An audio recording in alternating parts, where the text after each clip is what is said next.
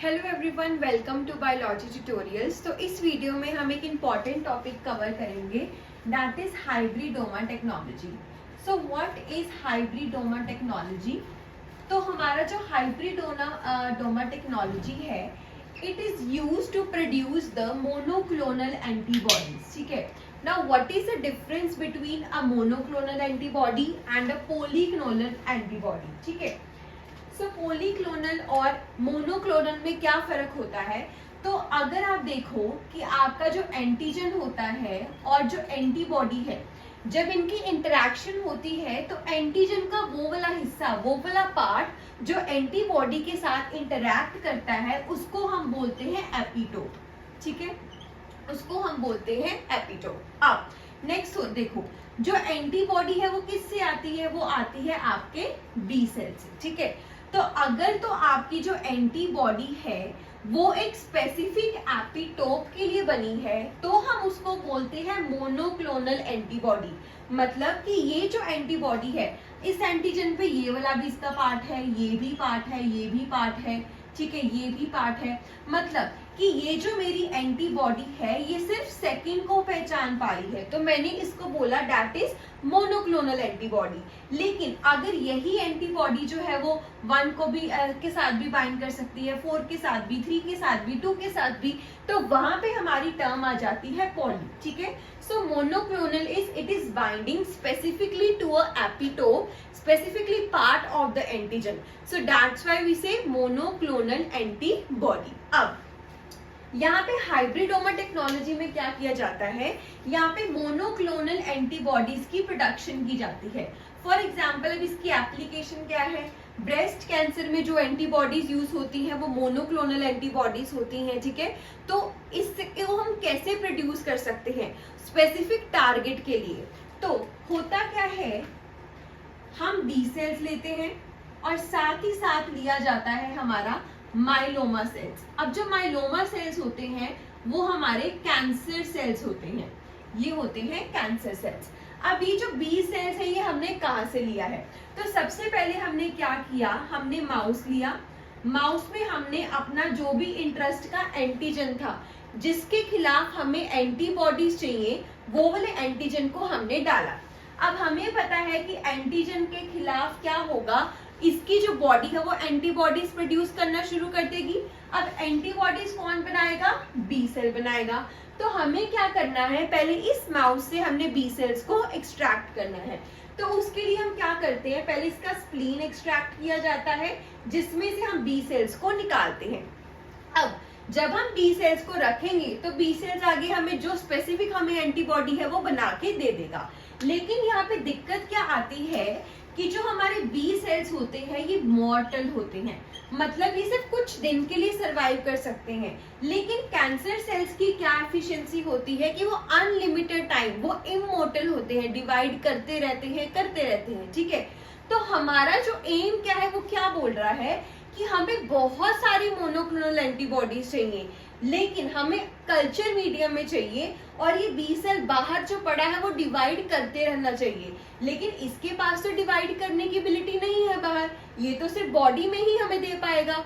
तो इसके लिए हमने इसको माइलोमा सेल के साथ फ्यूज किया कि इसकी इमॉर्टैलिटी की, इसकी डिवाइडिंग वाली जो प्रॉपर्टी है वो हम बी सेल में फ्यूज कर सके और मोनोक्लोनल एंटीबॉडीज को बना सके।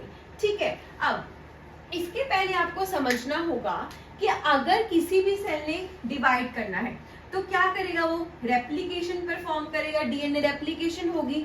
डीएनए रेप्लिकेशन या फिर डिवाइडिंग प्रोसेस में हमें क्या चाहिए होते हैं, हमें चाहिए होते हैं न्यूक्लियोटाइड्स। अभी जो न्यूक्लियोटाइड्स हैं ये 2 पाथवे से बन सकते हैं, या तो ये डिनोवो पाथवे से बनते हैं और या फिर ये साल्वेज पाथवे से बनते हैं। ठीक है, तो अब हम क्या करेंगे, इन्हीं पाथवेज के बेसिस पे हम ये सारा देखेंगे कि जो हमारे न्यूक्लियोटाइड्स हैं हमें पता है वो डी नोवो से भी बन सकते हैं और साल्वेज से भी बन सकते हैं। ठीक है, तो अब जो कैंसर सेल्स हैं और बी सेल्स हैं, इन दोनों को फ्यूज करवाया जाता है पीईजी के साथ, मतलब पीईजी के प्रेजेंस में, विच इज पॉलीइथाइलिन ग्लाइकोल। इन दोनों को फ्यूज करवाने का काम करता है। ठीक है, अब उसके बाद हमने क्या करना है, ये जो साल्वेज पाथवे है ना, इसके लिए हमें एक एंजाइम नेसेसरी होता है HGPRT, ठीक है, हाइपोजेंथीन ग्वानिन, इसकी पूरी फुल फॉर्म होती है, तो आप देख लेना। और जो डी नोवो पाथवे है, इसके लिए हमें डाईहाइड्रोफोलेट रिडक्टेज नाम का जो एंजाइम होता है, इसकी रिक्वायरमेंट होती है। तो हमें इन दोनों एंजाइम्स की क्या है, रिक्वायरमेंट। अब देखो, जो बी सेल्स हैं ये हम लेते हैं HGPRT पॉजिटिव। इसका मतलब कि बी सेल्स में साल्वेज पाथवे के एंजाइम्स हैं, लेकिन इसके पास किस चीज की एबिलिटी नहीं है, बाहर मीडियम में ग्रो करने की, लेकिन एंजाइम तो इसके पास है। अब जो हमारे माइलोमा सेल्स हैं, ये हम लेते हैं HGPRT नेगेटिव, मतलब इनमें हम साल्वेज पाथवे को क्या कर देते हैं, खत्म कर देते हैं। लेकिन अब कैंसर सेल बोलेंगे चलो कोई बात नहीं, सैल्वेज पाथवे खत्म कर दिया, मैं डिनोवो के बेसिस पे डिवाइड कर लूंगा।